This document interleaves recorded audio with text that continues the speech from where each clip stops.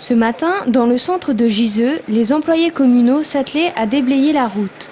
Les grêlons, encore présents au matin, montrent l'importance des chutes de la veille, débutées à 19 h.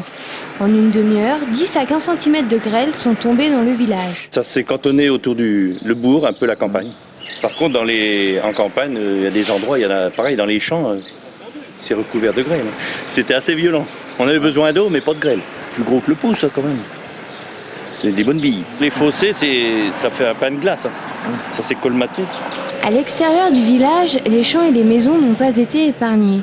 De retour chez eux, certains habitants ont été surpris par l'ampleur du phénomène. Quand je suis arrivé, il était vers minuit, minuit et demi. Là, on était dans 10 cm de grêlon, c'est le cas de le dire. Et puis quand on a vu ce tas-là, on était impressionnés parce qu'on s'est dit mince, qu'est-ce qui s'est passé? Tout est haché, menu.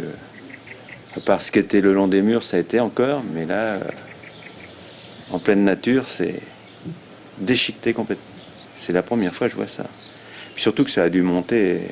En plus, j'ai 10 cm d'eau dans un seau. Là. Et il était vide.